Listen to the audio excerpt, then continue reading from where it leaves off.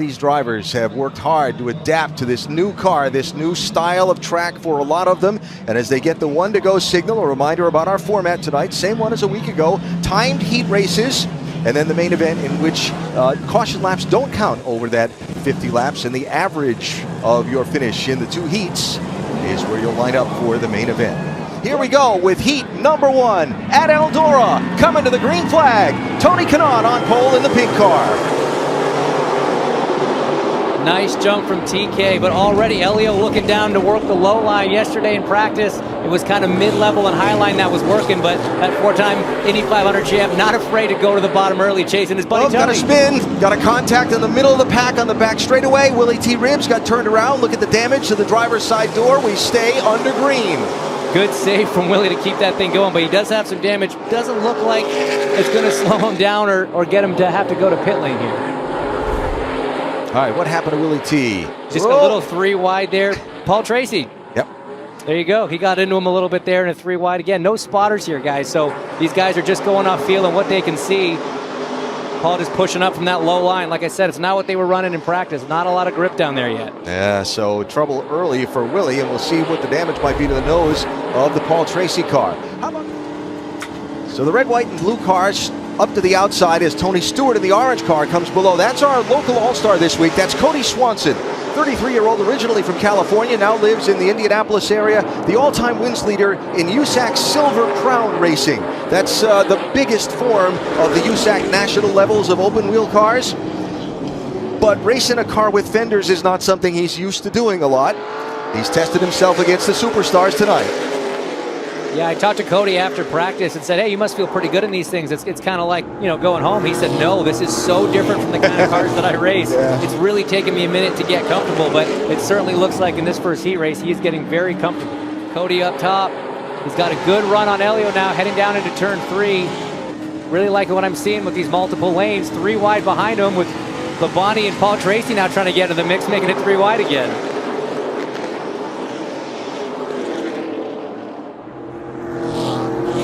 Look at the different lanes. That's so much fun. That's what's going to be so much fun about this track all night tonight. I'll tell you what's not going to be fun for these drivers right now is this sun setting. You can see right now going through turn 3, heading into 4. It's just blinding these drivers. But let's jump down to Brad down in the pits. We've got a lead on the racetrack.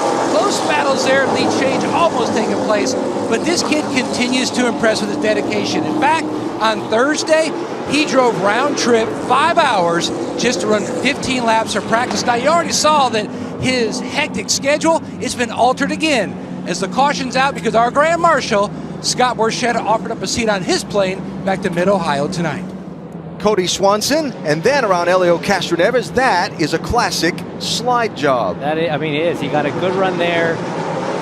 Good drive off the corner, but here it is. Really sent it in, full slider. Tony tried to high-low him. He tried to get the undercut there, just didn't quite have the traction coming off the corner, but an incredible run from Tony to get that lead.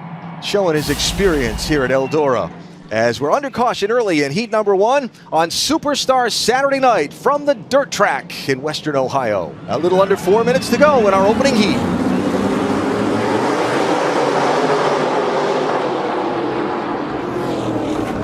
Three wide rubbing there. Tracy trying to go up the middle in the lime green car. 3 wide's not working. Paul hasn't done it yet. Oh, man.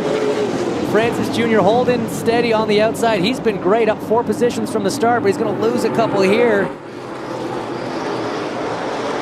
Bobby Labonte looking racy.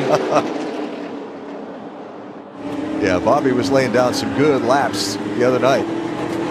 This is on board Bobby Labonte. Never what you want to see, guys. The front end of Paul Tracy's car right at the bumper, rear bumper of yours. Have experience with that, do you? Once or twice. Yeah. But hey, it's all going well so far, and this battling behind has kind of let Tony Stewart and Elio Castroneves pull away a little gap at the front. You can see Marco Andretti getting sideways from that awesome drone shot there. This is great racing. How about Ernie Francis Jr.? Watch that yellow car back in the frame. He just threw it all the way to the bottom lane and made a couple of passes down in 1 and 2.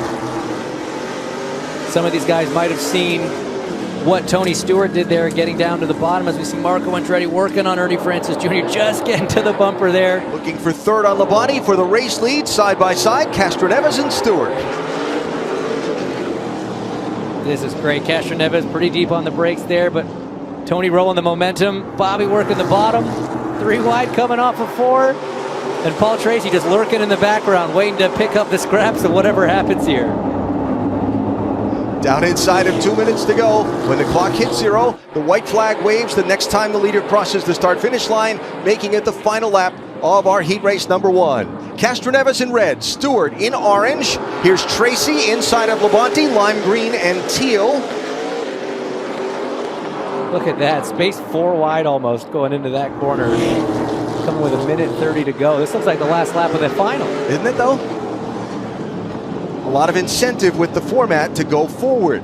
Absolutely. Your best average, or your best average position from the 2 heats. That's going to be the guy that starts on pole for the final here.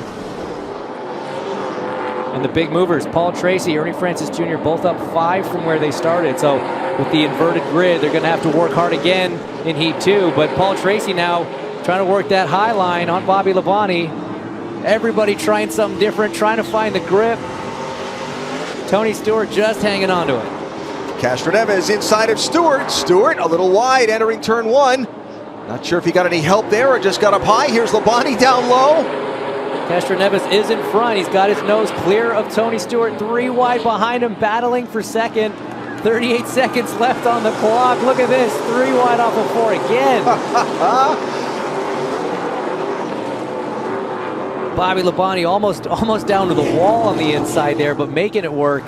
Paul Tracy coming on the outside. Stewart riding the rim. The white flag is out. It is a parking lot of cars going 80+ miles an hour to take that white flag as Smoke gets the lead back across the line and leads them into 1. Stewart in orange, Castroneves in red, Tracy in lime green, Labonte in teal, Marco Andretti now up into the 5th place as Tracy looks for some running room. Here's Marco with the slide job on Labonte off the corner. Tony Stewart wins heat race number 1, Castroneves 2nd, and Tracy 3rd. How fun was that? Guys, that was a phenomenal heat race. Just a sample of what we got coming. I wonder if there's any tempers that have already started to flare from Heat 1 that we're going to see carry over to the rest of the evening. Tony Stewart in that first spot. Paul Tracy able to hold off Bobby Labonte there to edge up. And that's how they start for heat number 2. So Willie T. Ribbs is on pole position, and he's going to try and get an early jump on the pack coming off of turn 4 to the green flag. And he sure does. Great start from Willie T. to get a jump on Tony Kanaan, who's going to work that high line again. Tony led 12 laps early in the race in Heat 1, but fell all the way back to 11th, which is why he started on the outside of the front row. Maybe a little hard on those tires. We see some big action. Ernie Francis Jr. on the inside of Michael Waltrip in 3. Francis in the yellow car, Waltrip in the blue, Kanaan on the outside in the magenta car. Matt Yoakum reports up from the pit lane the damage to Willie T. Ribbs' car from the first incident. Well, actually, let's hear on that right now, Matty.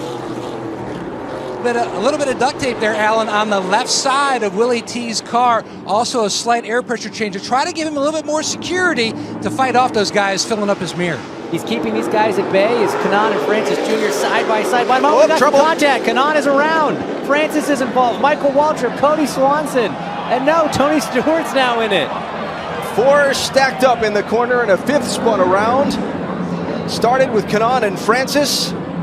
All right, well, here we go. Take a look at the replay. See Francis Jr. just on the gas, gets a little sideways into Tony Kanaan there, spins him around. Nothing really either one of those guys could do at that point. Tony kind of a victim, and the guys behind just nowhere to go, piling it in. Michael maybe thought he was going to be able to go on the outside of those guys, but Tony started coming back, and that's just it. I'm curious to see how Smoke got turned around. He hadn't actually made up that much ground from starting on the tail of the grid. On board now here with Ernie Francis.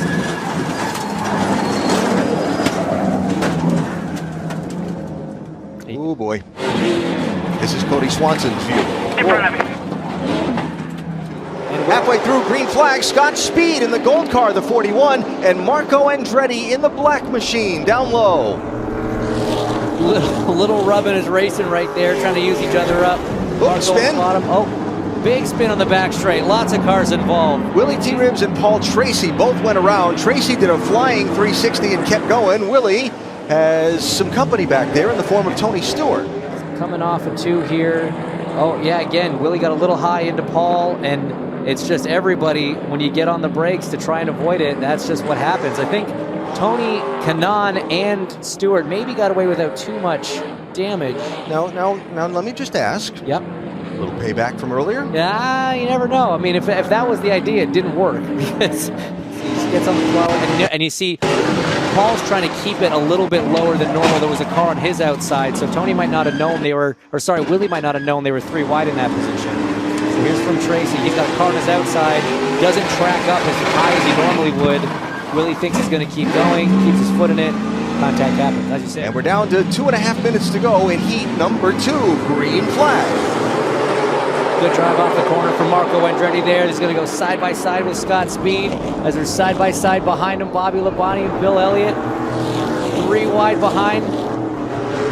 Good little battle up front here. We've seen the bottom work, but it looks like Scott Speed's going to get a little bit of an edge on Marco. He's always using him up a little.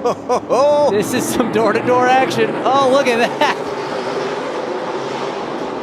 Not done yet. Scott just turning into him. Marco making sure he puts his car where he wants it to be, and everyone else can sort of figure it out from there as Marco now pulls ahead, pulls clear into first over Scott Speed, and Bobby Labonte again making that low line work now. Back in the pack, Tony Stewart just passed 4 cars down the backstretch. Keep an eye on the orange car, starting to roll toward the front. You can see Tony's really making that high line work. Everyone else seems to have gone a little bit lower, maybe trying to take some cues from what Bobby Labonte's been able to do, but how about Marco Andretti leading this race? This is great. Marco was one of the biggest movers in the last heat, and now he's leading this one. This is going to set him up real nice. He's up 8 spots since the start. Same with Paul Tracy, who was the other big mover in Heat 1. So these guys are looking to maybe be your front row as we head to the final in just a few seconds now. There's Paul Tracy looking wide, but he got up a little too high, and Scott Speed's going to come back underneath him. How about Marco Andretti, Matt? The track that he really wanted to come race was Eldora. He said it exceeded his expectations, already picking up on the dirt racing and how the track changes. He said he noticed it down in turns 3 and 4, a lot more grip than he noticed down in 1 and 2 in practice. Working that inside, looking really strong early on. How about this cool look we have from Paul Tracy's car? You can see, first of all, the hood flapping from some of the damage from the contact earlier. Second of all, the white driving gloves. Look how busy the hands are behind the wheel. You know, I got the chance to get in one of these cars last night, Alan, do a couple laps, and I got to tell you, this is one of the busiest places you could possibly go. You're not ever driving straight. You're constantly correcting as Marco Andretti comes off 4 to get the white flag in Heat 2. 1 lap to go for Andretti. Tracy second, Speed third. Here comes Stewart around the outside of him to try and pick up that spot. The now top 3 with Stewart completing that pass are all guys that had a great first heat as well. This is going to be a good finish. Can Tony get the run off of Scott? He can. Marco Andretti over Paul Tracy and Tony Stewart. So heat number 2 is in the books, and Marco Andretti, who had done zero racing on a dirt track until last Saturday night in Iowa, has just scored a heat race win and set him up awfully well for the feature with finishes of 4th in the first heat and the win in the second. He is. Tracy second in Heat 2, following just behind Marco Andretti, who is standing by right now with Matt Yoakum. Yoakum, I would imagine he feels pretty great about that.